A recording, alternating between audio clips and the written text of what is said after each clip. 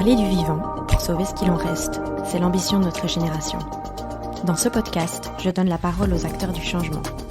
Ceux qui croient et agissent en faveur d'une transition écologique et sociale.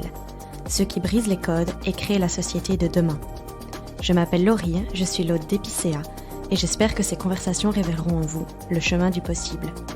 Si le podcast vous plaît, n'hésitez pas à donner une note sur Apple Podcast ou Spotify et à le partager sur les réseaux sociaux ainsi qu'à vos proches. Et maintenant, je laisse place à l'épisode. Bonne écoute! Bonjour à toutes et à tous. Aujourd'hui, j'ai le plaisir de vous partager ma conversation avec Stécie Algrin. Stécie travaille sur la campagne Stop Hiccup, c'est d'ailleurs comme cela que nous nous sommes rencontrés. Mais plus précisément, Stécie est passionnée par le vivant depuis toujours et a à cœur de changer le regard sur ce dernier. C'est essentiellement de cela dont on va parler, de la biodiversité parfois grande oubliée de la lutte. Je vous souhaite une bonne écoute.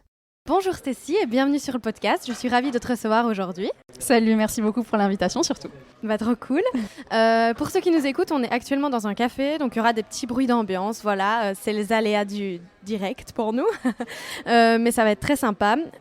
Du coup, pour commencer, est-ce que tu peux te présenter dans les mots qui sont les tiens ? Ouais, bien sûr, donc je m'appelle Stécie Algrin et comme j'aime pas trop me définir uniquement par un job ou une étiquette ou autre, je me définis surtout comme une fille du Sud, donc ça déjà ça introduit sur le petit accent qu'on va peut-être entendre et surtout comme quelqu'un qui a à cœur de changer un peu le regard qu'on porte sur le vivant. Et donc pour être un peu dans le jeu des étiquettes, j'ai créé un média qui s'appelle La Corneille et qui est donc une newsletter entièrement dédiée au vivant. Et puis j'ai été aussi activiste et je suis toujours activiste avec des ONG, notamment sur la campagne Stop Hiccup. Trop chouette, c'est d'ailleurs comme ça qu'on s'est rencontrés du coup sur la campagne Stop Hiccup. C'est vrai. C'était très marrant parce qu'on a travaillé plusieurs mois ensemble là-dessus et c'est la première fois qu'on se rencontre. Voilà. Ouais, la rencontre entre Belges et Français. Ouais, trop chouette. On va faire un peu marche arrière. Est-ce que tu as toujours été engagée ? Est-ce que le vivant, ça a toujours voulu dire quelque chose pour toi ? Je dirais que la notion d'engagé est venue plus récemment, puisque avant, évidemment, en naissant dans le sud, en ayant un peu les cigales qui chantent en permanence, en étant proche de la mer aussi, forcément, j'avais un peu cette connexion au vivant, mais je me définissais pas comme engagée. Enfin, je voyais pas ça comme quelque chose d'engagé d'ailleurs. C'est venu un peu plus récemment.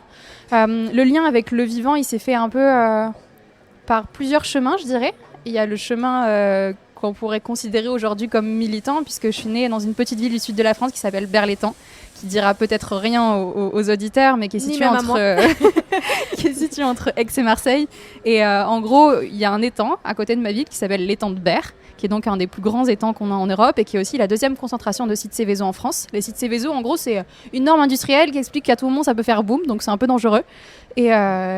Et donc ça, évidemment, ça a un impact sur l'environnement et aussi sur la santé. Et ça, je m'en suis rendu compte assez tard, puisque j'ai grandi et j'ai vécu toute ma vie proche de cet étang, avec des usines dans ma ville aussi. Et on m'a un peu vendu ça comme un truc cool, puisque ça apportait des jobs et que c'était un peu le dynamisme c'était économique. Économiquement cool, Exactement, donc je me disais, ok, soit. Et puis j'ai commencé à être malade à 18 ans avec une maladie chronique inflammatoire, qui m'a un peu foutu un coup, puisque quand tu as 18 ans, tu es censé être un peu dans l'époque où tu pètes la forme. Et moi, j'ai dû mettre en pause mes études pendant 1 an, puisque j'étais totalement à plat, que je pouvais plus marcher, je pouvais plus rien faire. Et donc ça, c'est le truc pas cool qui m'a amené à m'intéresser plus profondément aux enjeux environnementaux. Et puis après, il y avait un autre aspect qui était que mon papa travaillait beaucoup, puisqu'il travaillait dans le bâtiment. Et un des seuls moments qu'on avait un peu privilégié tous les deux, c'était de regarder Au choix et nature. C'était donc une émission à l'époque qui nous permettait de découvrir un peu le monde avec tous ces joyaux de biodiversité, mais aussi un peu le rôle qu'avaient les humains avec ces endroits-là. Et donc moi, j'ai un lien très fort parce que ça me rappelle à tous ces moments que j'ai passés avec mon père.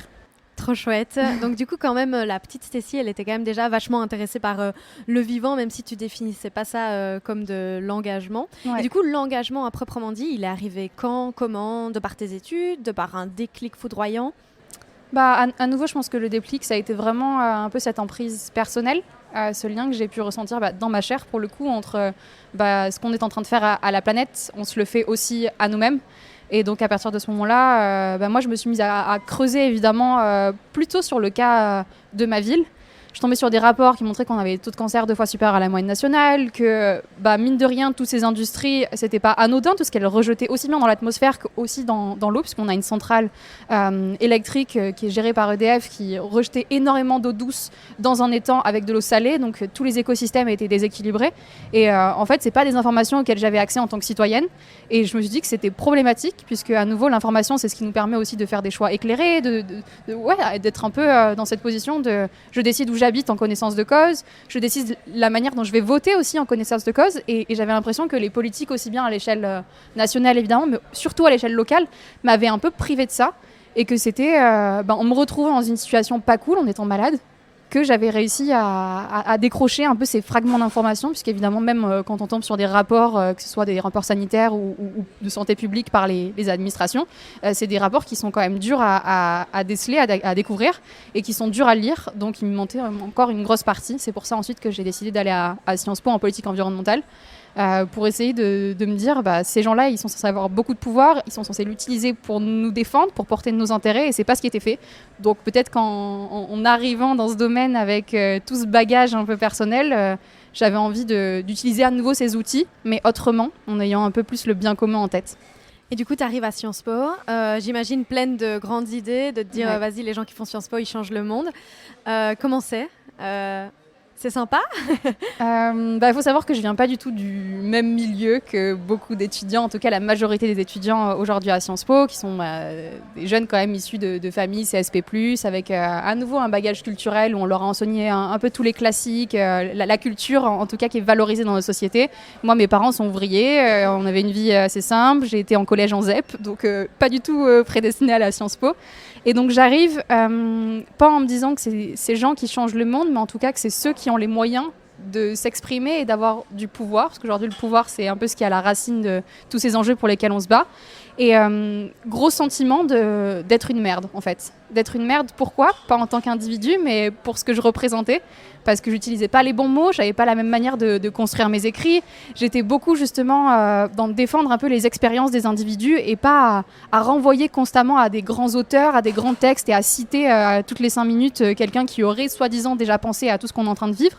Mais j'étais vraiment à essayer de revaloriser moi tout ce que j'avais vu autour de moi, que ce soit évidemment mon expérience personnelle, l'expérience de mes parents, mais aussi l'expérience un peu de toutes ces classes qui sont pas forcément bien représentées, que ce soit dans la politique ou même aujourd'hui dans l'activisme entre guillemets.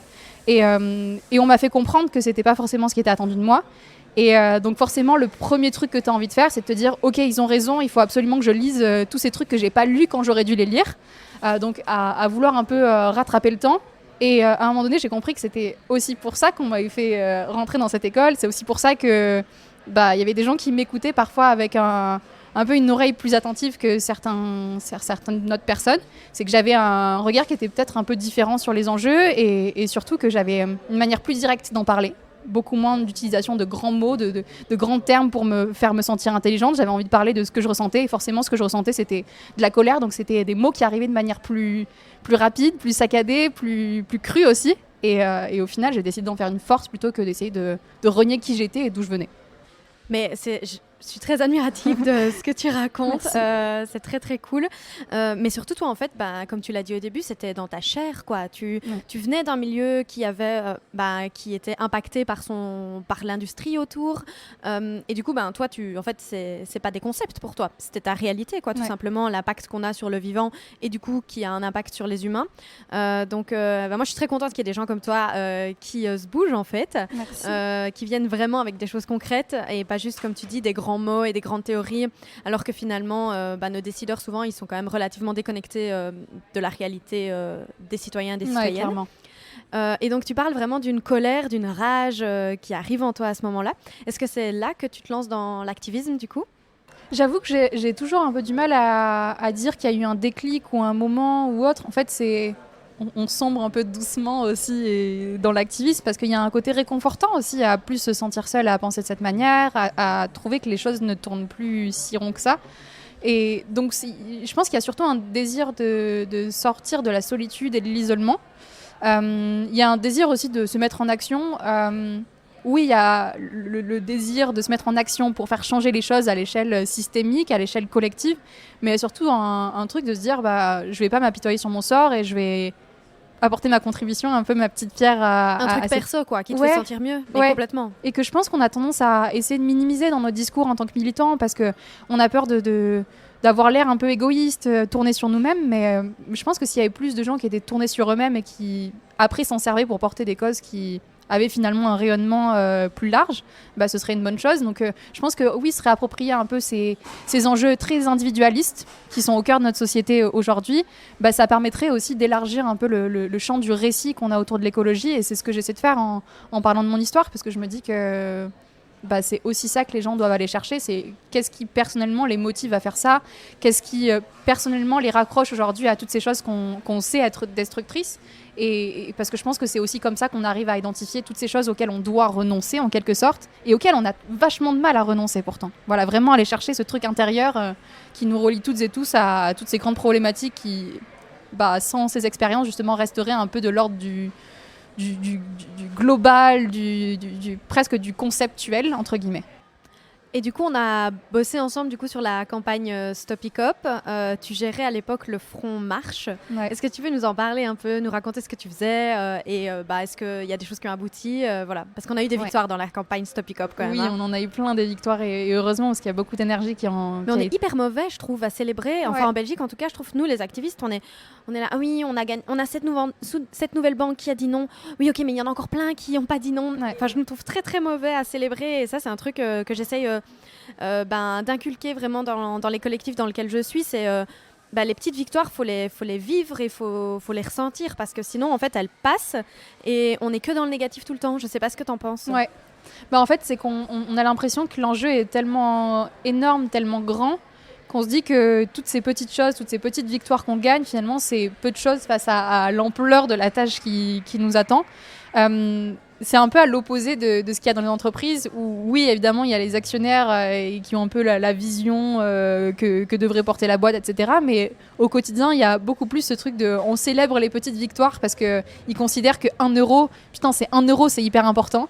Donc je dis pas évidemment d'aller célébrer chaque thune, chaque euro de total. Exactement, mais plutôt de se dire que en fait, toutes ces petites victoires qu'on amène, justement, elles nous rapprochent un peu plus de l'objectif final. Et après, je pense aussi que c'est parce qu'on est constamment dans une forme d'urgence, et qu'à travers cette urgence, on ne se laisse pas le temps. Et donc, on s'enferme un peu dans ce truc de je veux faire toujours plus, je veux être toujours plus. Et c'est ce qui amène évidemment à ce que beaucoup de militants se retrouvent totalement cramés aujourd'hui dans les luttes. Sur le Front Marche que tu évoquais, donc pour ceux qui ne connaissent pas, et je pense qu'ils seront nombreux, Marche, c'est un courtier en assurance qui est un des plus gros dans le monde, et qui a été en quelque sorte missionné par Total Energy pour arriver à trouver un assureur ou des assureurs pour le projet ICOP, qui est donc le plus long pipeline chauffé au monde qu'ils ont prévu de construire entre la Tanzanie et l'Ouganda, parce qu'il faut savoir qu'avec toutes ces actions qu'on a menées sur le terrain, il y avait beaucoup d'assureurs qui ont décidé de se retirer, ou en tout cas de ne pas soutenir le projet. Donc Total était en grosse galère, quoi. Donc Marche avait un peu cette mission d'aller trouver un acteur qui allait permettre au projet de sortir de terre. Et ce qu'on a fait, c'est concrètement d'identifier à nouveau des individus qui étaient à la tête aussi bien du groupe à l'international qu'en France, pour rendre un peu cette cause qui à nouveau paraît vachement la big picture, on ne sait pas trop qui se cache derrière tout ça, en un truc très porté par un individu, par une personne, qu'on arrive à... En fait, c'est incarner à nouveau le sujet et la tâche, pour que ce soit plus simple aussi de porter un narratif, et pour montrer que ces individus qui se cachent derrière des noms d'entreprises, derrière des groupes, ils ont énormément de pouvoir, ils ont énormément de responsabilités, et que donc en quelque sorte on compte sur eux aussi pour qu'ils puissent impulser un peu cette prise de conscience individuelle, et après la faire alimenter et nourrir dans l'entreprise. Donc ce qu'on a fait, c'est qu'on a à nouveau, un peu comme dans toutes les campagnes, essayé de cumuler les actions en digital. Donc ça va d'un truc très classique, de l'interpellation par exemple sur LinkedIn, où en gros on va être une 50aine d'activistes à se dire là ce jour-là, telle heure, on va poster en même temps et on va taguer les dirigeants de ces entreprises pour commencer à sensibiliser et à faire monter le sujet dans l'opinion publique, parce que nous on est au courant que tous ces acteurs ils ont un rôle à jouer dans ces luttes et dans ces grands projets inutiles, mais le grand public, lui, il n'en sait rien, parce que déjà ces acteurs comme Marche sont inconnus du grand public à nouveau, et alors aller comprendre quels sont les mécanismes à l'œuvre pour qu'un projet comme ICOP puisse émerger, alors là c'est vraiment du chinois. Donc ce qu'on a essayé de faire, voilà, c'est de montrer le rôle de cette entité précisément. Ensuite, qu'il y avait des individus avec beaucoup de pouvoir au sein de l'institution qui pouvaient faire pencher la balance, donc avec les actions sur Internet. Et ensuite, ce qu'on a essayé de faire, c'est plutôt de passer sur le terrain pour s'adresser surtout aux employés qui, eux aussi, n'ont parfois pas la connaissance que leur entité, leur entreprise dont ils font partie, va porter et va pouvoir rendre possible un projet comme ICOP. Donc à nouveau, la sensibilisation, elle se fait auprès du grand public, mais aussi auprès de l'interne, de toutes ces petites mains qui font les grands groupes. Et donc pour ça, on a allé organiser des actions d'abord de sensibilisation très cadrées, avec des distributions de flyers qui invitaient les salariés à poser des questions. Vraiment, on n'était pas dans l'attaque, on n'était pas dans la culpabilisation. Et ensuite, on a fait monter progressivement un peu la sauce avec notamment une action qu'on a organisée en simultané dans 8 pays. Donc il y avait New York, il y avait le Japon, il y avait l'Espagne, etc. Où on s'est pointé devant les locaux donc de marche avec notre fameux pipeline et nos petites combinaisons rouges de Climate Killer. Et donc là, on a essayé d'attirer plutôt la presse pour à nouveau donner plus de rayonnement à la lutte. Ouais, et d'ailleurs, nous à Bruxelles, c'était une action un peu particulière parce que en fait, ils n'ont pas du tout l'habitude d'être sous le feu des projecteurs marche. Il faut savoir qu'à Bruxelles, ils sont dans un quartier pas du tout central, où il n'y a que, en fait, c'est un quartier hyper résidentiel. Il y a 2-3 autres entreprises, mais vraiment, ils sont planqués, quoi. Et là, du coup, on s'est pointé à 30 ou 40 activistes devant chez eux avec nos combis rouges, nos banderoles, à se mettre à gueuler dans un mégaphone. Ils n'ont pas dû comprendre. Ils n'ont rien compris, les pauvres, vraiment. Ils n'ont pas du tout l'habitude. C'est pas comme Total où tout le monde connaît, tout le monde. Enfin, je veux dire, dans l'opinion publique, ça commence à être vachement négatif. Voilà, Marche, personne les connaît. Ouais. Et moi, c'est ça que je trouve génial avec la campagne ICOP, c'est que on a réussi à mettre au devant de la scène, dans la une des médias, des noms que personne n'avait jamais entendus. Enfin, ça, c'est exactement. Un énorme travail, c'est complètement dingue. Ouais, c'est hyper fort. Et à nouveau, c'était aussi ce truc-là qu'on a essayé de toucher du doigt avec Marche. C'est de se dire, bon, des entreprises comme Total Energy que tu mentionnes, ils ont vachement l'habitude. Ils se tapent des actions militantes, des coups de poing comme ça presque toutes les semaines. Donc, ils ont un peu l'habitude, ils ont leur process de gestion, un peu de crise en interne. Avec les médias, maintenant, c'est devenu presque la guerre, la norme, quoi. Alors que eux, vraiment, c'était cet effet de surprise et un peu de paralysie de comment est-ce qu'on fait pour gérer un type de crise auquel on n'a jamais eu affaire et auquel on ne pensait pas pouvoir être confronté parce que, à nouveau, on est dans un secteur qui est incompréhensible, les assurances. Oui, on est un des plus grands groupes, mais en même temps, on ne communique pas trop. Ils ont une présence sur les réseaux sociaux qui est quand même beaucoup moins développée qu'un Total Energy, qui a compris que la guerre aussi contre les militants allait se passer dans la communication. Marche, eux, ils n'ont aucun enjeu, ils ne sont pas identifiés. Donc, on a essayé vraiment de les surprendre avec ça, de tester un peu aussi des choses en se disant peut-être que ça pourra inspirer ensuite sur d'autres acteurs. Essayer d'ouvrir un peu des voies pour d'autres campagnes et de créer presque un petit manuel d'activisme sur comment est-ce qu'on fait pour targeter un acteur comme celui-ci. Trop bien. Et d'ailleurs, je trouve que dans ton récit, on entend bien à quel point en fait, on est hyper organisé. Et ça, j'en discute de plus en plus avec mes collègues, par exemple, donc moi, je travaille dans l'énergie et le changement climatique, donc je suis baignée dedans constamment. Mais mes collègues, ils sont tout le temps aussi dans ce sujet-là. On va dire leur job va dans le bon sens, quoi, mais ils sont pas dans le militantisme, ils sont pas dans l'activisme, ils regardent de loin et ils soutiennent, quoi. Mais plus ils m'entendent parler, on va dire, et on est d'autres activistes au sein de la boîte, plus ils nous entendent parler et plus ils se disent mais putain, vous êtes des entreprises, vous êtes rodés, vous avez des protocoles. On est hyper organisés, quoi. Vraiment, comme tu dis, l'action contre Marche, on était dans quasiment une dizaine de pays, c'est ça ? Ouais. D'un coup, à la même heure, quasiment à la même heure parce qu'il y a les décalages horaires, on s'est mis devant les locaux de Marche, les types n'ont rien compris. Avec un narratif aussi qui était partagé, qui était un peu... pour montrer à nouveau qu'il y avait une unité et que ça avait été pensé en simultané et pas chacun de son côté. Je pense que c'est important, pas juste. Parfois, je trouve qu'il y a une certaine de condescendance envers les jeunes et les jeunes militants. Ouais. En mode, ah oui, ils vont se pointer devant une entreprise et puis ils crient pendant 1 heure et voilà. Mais en fait, non. Et là, tu l'expliques très bien. On est rodés et c'est hyper structuré, quoi. Ouais. Et on arrive à bosser ensemble et à faire des grandes choses. C'est vraiment fou. Sur un peu ce truc de comment on est sous-estimé, ça me fait penser à ce que dit Fatima Wassak, qui, elle, travaille beaucoup sur la puissance des maires dans les quartiers, sur l'écologie populaire. Elle dit que, typiquement, les maires dans les quartiers ont souvent été un peu pointés du doigt comme responsables de tous les mots qui pouvaient découler de soi-disant les enfants qui traînent dans les quartiers, etc. Notamment pointés du doigt dans les médias par des gens qui n'ont jamais foutu les pieds dans un quartier. Et donc elle disait que c'était important de remettre les maires un peu comme des sujets politiques plutôt que juste comme des acteurs défaillants de la société, entre guillemets. Et ce qu'elle a voulu faire, c'est partir de ce constat-là on est des sujets politiques dans la société et donc on peut s'organiser et on sait s'organiser. Donc elle est vachement allée creuser aussi dans l'histoire des luttes décoloniales, ce qui s'est passé dans les quartiers depuis l'arrivée en France justement après la libération entre guillemets de l'Algérie, etc. Et elle expliquait à quel point dès qu'il y avait une tentative d'organisation, vraiment de montée en puissance de ces publics-là, que ce soit à nouveau des femmes ou même les jeunes dans les quartiers, c'était hyper mal perçu par les gens extérieurs et même les partis de gauche parce que ça fait peur. Et donc je pense qu'il y a aussi ce truc-là qu'il faut qu'on arrive à faire monter dans le narratif autour des activistes, c'est qu'on n'est pas juste des jeunes en colère ou des gens qui ont un peu trop d'idéaux et qui vont se calmer avec l'expérience, c'est qu'on est des gens, oui, avec des idéaux, mais surtout qui savent dérouler une pensée, qui savent structurer leur mouvement, qui arrivent à agir en communauté. Ce que font les entreprises très bien, parce qu'elles créent énormément de coalitions, elles arrivent à faire des parallèles même avec des concurrents. Et donc d'arriver à leur faire comprendre qu'on n'est pas juste là à créer des petites manifs, coup de poing, et qu'il y a une réelle stratégie, je pense que c'est important aussi dans la manière dont on va structurer le rapport de force avec ces acteurs et leur montrer qu'on est là pour rester, pour durer, et que ça ne va pas en fait se résoudre avec 2 campagnes de communication de leur part. Complètement. Là, on a beaucoup balayé du coup sur le sujet climat, environnement, mais on en parlait juste avant en off.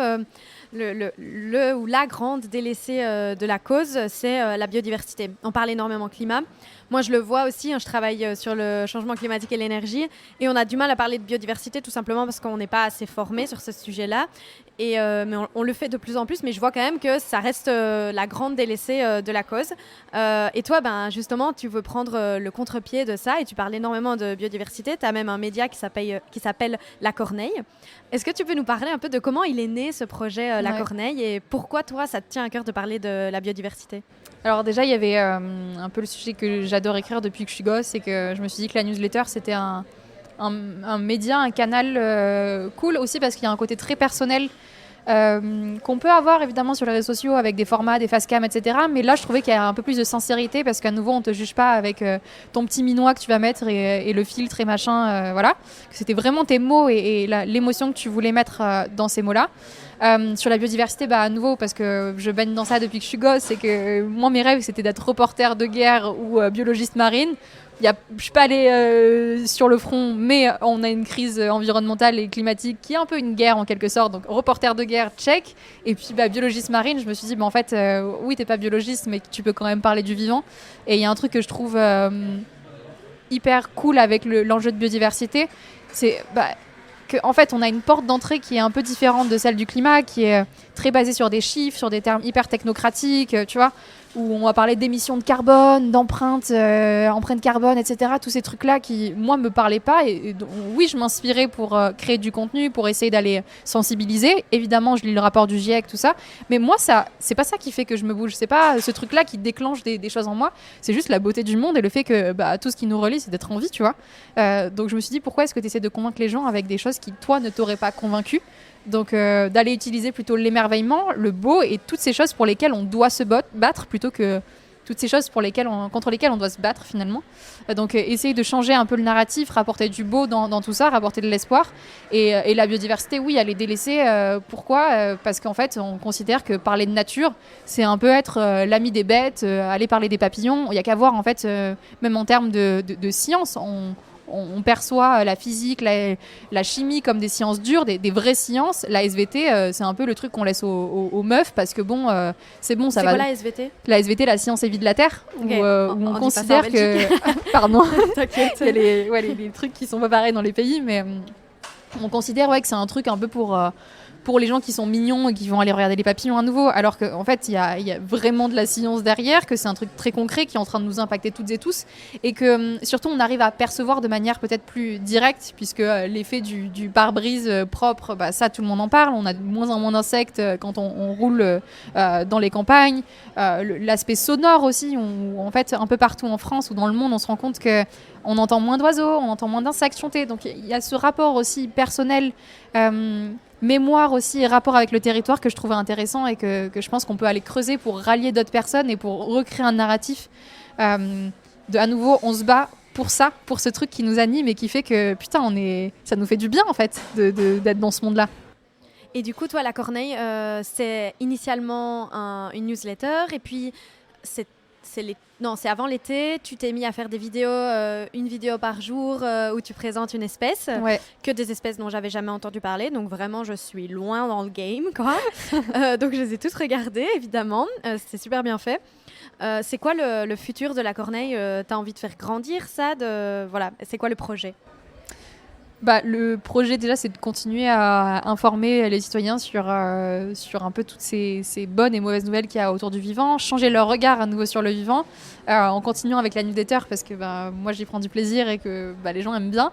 Mais oui, après, avoir peut-être un ancrage vraiment en tant que média. Donc, commencer avec un blog, en tout cas, donner de la ressource pédagogique aussi sur ces grands sujets, parce qu'à nouveau, la biodiversité, c'est hyper complexe, voire même plus complexe que les enjeux climatiques.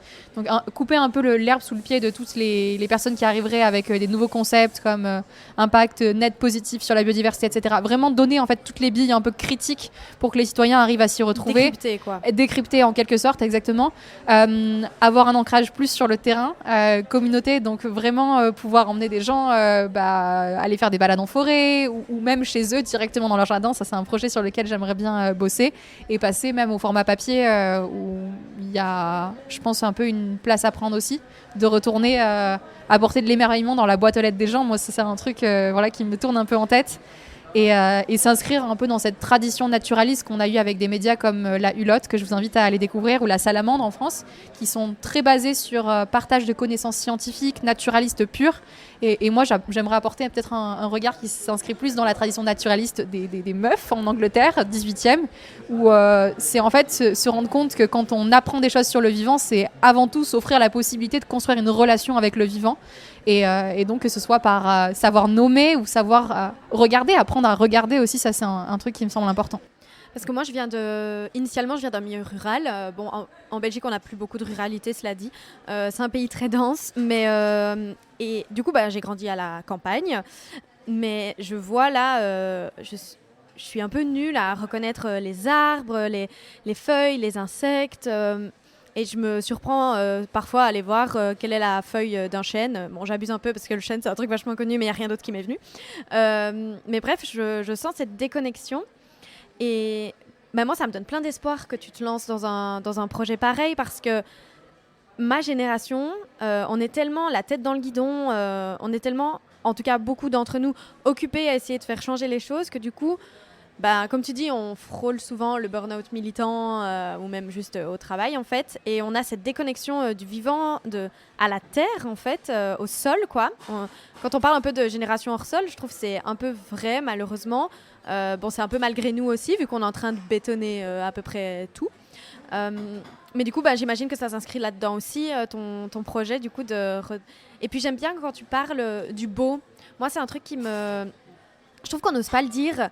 Je sais pas si c'est parce qu'on a peur d'être superficiel, mais en fait, moi, le beau, c'est quelque chose de super important pour moi, vraiment. Et j'ose pas le dire parfois parce que j'ai peur d'avoir l'air un peu neuneux et d'être la meuf qui aime le beau. Mais en fait, grave, j'aime bien le beau, et moi, le beau, ça me touche, en fait. Et j'ai l'impression qu'il y a ça aussi dans ce projet. Ouais, carrément.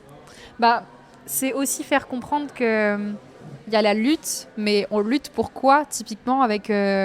tout le combat qui est en ce moment autour de la 69, qui est donc la fameuse autoroute entre Toulouse et Castres, où il y a plein d'activistes, notamment Thomas Braille, qui est en pleine grève de la faim, etc. Pourquoi est-ce qu'on se bat ? C'est parce qu'en fait, la beauté du monde et d'une forêt et d'arbres centenaires face à une autoroute, en fait, c'est aussi ça qui nous meut. C'est pas juste parce que le projet est inutile et va avoir un impact sur le climat, c'est aussi en fait toutes ces choses qu'on voit disparaître et qui nous échappent et que on ne pourra pas retrouver de sitôt. Et donc, moi, il y avait aussi une part de frustration aussi, parce que, évidemment, on aime toutes et tous aller se balader en forêt ou sur le bord de mer, le littoral, etc. Et moi, c'est quand je voyais le monde, en quelque sorte, et que j'arrivais uniquement à percevoir des arbres, des fleurs, une prairie, et je me disais, mais en fait, c'est pas juste ça. C'est comme si, en fait, dans une foule, je voyais justement juste des paquets d'humains. Bah non, en fait, quand tu regardes une foule, tu vas repérer un pote, un ancien collègue. En fait, tu arrives à individualiser aussi tous ces visages dans cette masse. Et avec les plantes, on n'arrive pas à faire ça. Pourquoi ? Parce qu'on a perdu justement la connaissance des noms. On n'arrive plus à reconnaître justement avec un peu leur esthétique à nouveau. Et c'est pour ça que là, je suis en train de me lancer dans des études en botanique. Donc c'est un cycle 3 ans que je vais faire en parallèle de mon taf et des projets.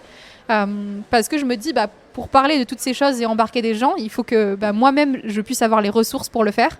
Et à un moment donné, ça nécessite de retourner un peu à l'école et d'aller apprendre. Et c'est aussi une des raisons pour laquelle j'essaie beaucoup dans le média de donner la parole à des gens qui sont forcément pas très connus, mais qui ont un peu cette connaissance technique des écosystèmes, des naturalistes, des ornithologues, des spécialistes des araignées. Enfin, vraiment, tous ces gens qui ont une connaissance incroyable, qu'on est peut-être amené à perdre parce qu'il y a de moins en moins de personnes qui s'orientent dans ces domaines-là. Et pourtant, c'est une connaissance qui sera non seulement nécessaire pour mener de la meilleure des manières nos luttes, d'arriver à mettre du sens derrière toutes ces luttes qu'on est en train de mener, et aussi le jour où je me dis, où toute cette civilisation va essayer de se réinventer, si on a perdu ces savoirs-là, on va se dire mais merde, en fait, comment on fait ? Je connais plus cette plante, je sais plus me nourrir, je sais plus me soigner, parce qu'on oublie aussi très souvent qu'une grosse partie de nos médicaments vient de la nature. Donc c'est aussi se reconnecter à ces trucs et se dire on va faire un petit recueil, une espèce de mémoire collective de toutes ces connaissances, savoirs ancestraux, pour les avoir à portée de main quand on en aura besoin aussi, en quelque sorte. Mais c'est un bien beau projet en tout cas, et c'est un super mot de la fin aussi. Du coup, merci beaucoup Stécie. Merci à toi. À bientôt. À très bientôt, salut. J'espère que cet épisode vous a plu. Si c'est le cas, n'oubliez pas de vous abonner au podcast. Si vous voulez réagir à nos propos, la section commentaires est faite pour cela. Ou alors, vous pouvez me retrouver sur Instagram sous le pseudo @goodmorninglo.